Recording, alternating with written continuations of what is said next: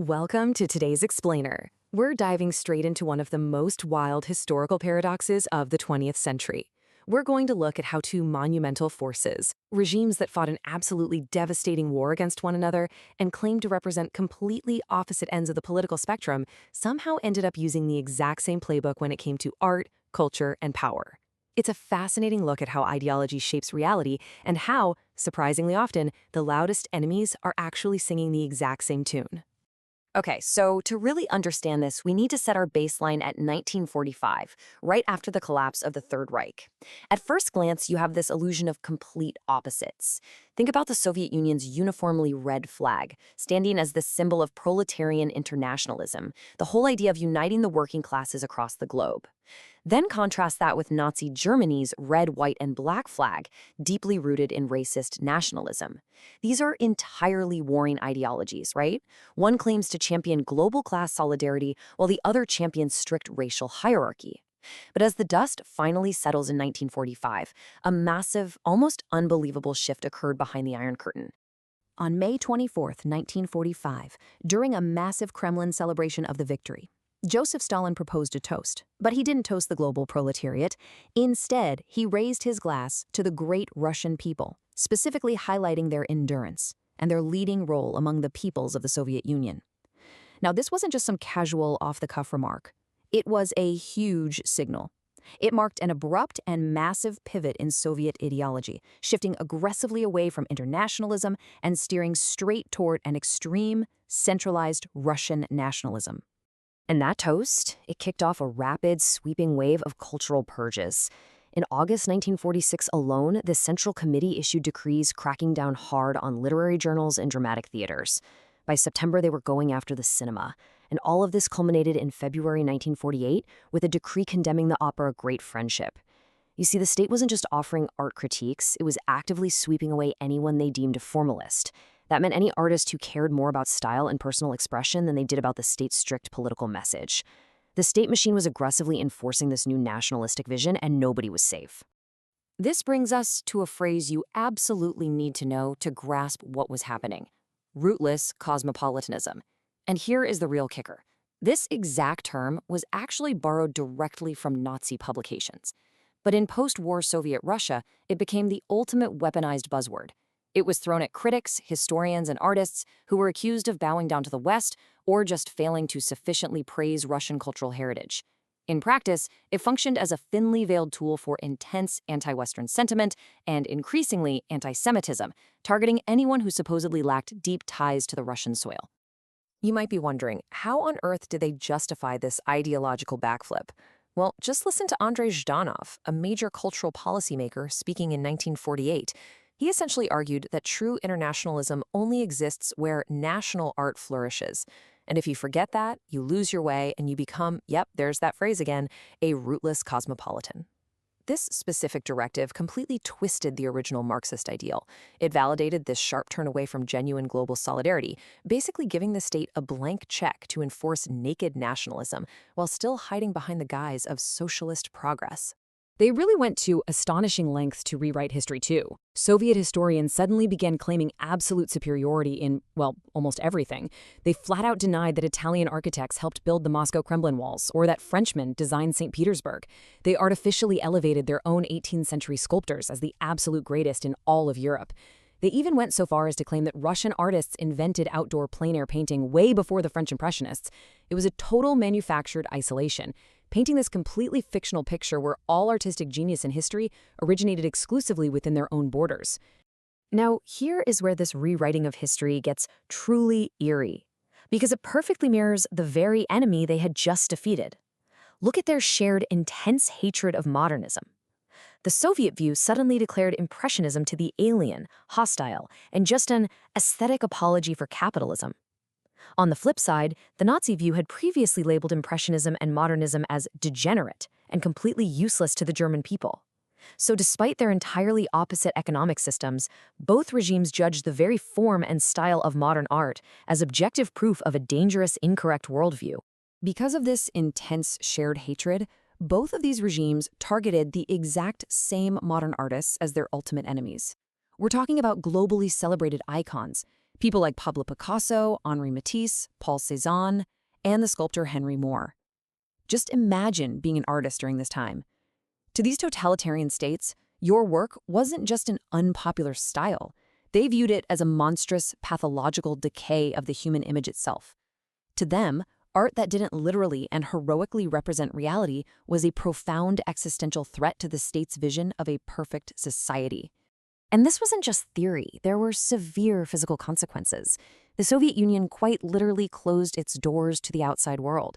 In 1947, they shut down the Moscow State Museum of Modern Western Art, literally the only place in the USSR to see European painting from Manet to Cubism.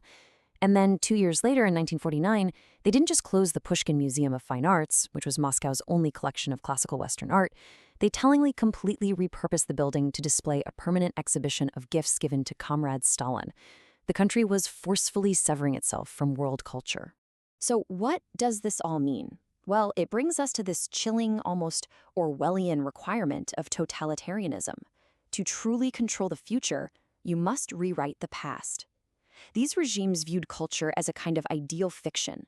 It was something that had been partially realized in distant historical eras, but would only finally be perfected in their own utopian future. Because of that, the past wasn't something to just be studied objectively. No, it was raw material, something to be molded, heavily censored, and completely reconstructed to justify whatever the current regime's ambitions happened to be. You can see this obsession playing out in how they categorized entire eras of history. If you actually line up the Soviet and Nazi historical scorecards, they are completely identical. Both regimes looked back at classical antiquity, ancient Greece and Rome, and labeled it healthy and good. Why? Because they saw clarity, monumentality, and this objective material reality. Conversely, they both looked at the Middle Ages and rejected it entirely as gloomy, criticizing it for its oppressive mysticism and for keeping humanity chained by religious fear. They were basically projecting their own desire for clear, monumental power backward onto time itself. To get a sense of how deeply entrenched this was on the Nazi side, just listen to Adolf Hitler in 1937 talking about classical sculpture. He said, "Look at the Meiron, and you will understand how splendid man once was in his physical beauty." The Nazis didn't just like ancient Greek art. They anchored their highly dangerous racial theories directly in its aesthetic norms. They viewed those classical proportions not as art, but as an objective, scientific reality of a superior racial type that they believed they were destined to recreate. But both of these dictatorships actually found their ultimate historical sweet spot much closer to home, right in the 19th century. They both built massive cults around 19th century realism. The Soviet Union elevated a group of 19th century Russian realist painters, known as the Peredvizhniki, or the Wanderers, and treated them as the absolute highest standard of pre-socialist art. Meanwhile, over in Nazi Germany, Hitler had this intense personal obsession with 19th century German realists like Gritzner and Spitzweg, dropping massive amounts of money to buy their works for his planned mega museum in Linz. They both desperately needed art that looked like reality to validate their own political realities. And, of course, they each claimed their own local version of this 19th century realism was objectively the greatest on the planet. Take this piece of Soviet academic theory. What other country's 19th century art can be compared with the art of the Russian artists Repin, Suryukov? Courbet cannot enter into any comparison. They were taking globally recognized French masters like Gustave Courbet and officially declaring them inferior to local Russian realists, actively using state-sponsored art history to aggressively inflate their own national pride. And right around the exact same time, Adolf Hitler was making the exact same argument for Germany, stating, "During the 19th century, the greatest masterpieces in each area were the works of our Germans." Seriously, their cultural playbooks were as alike as two peas in a pod. Both regimes demanded that art history conform entirely to their own national superiority complex, stripping away all the international context of art just to feed their political machines. Let's ground all this abstract theory in something visual. Consider Vasily Suryukov's famous painting, Boyarina Morozova, from 1887. This is the exact kind of 19th century art that Soviet critics championed so fiercely.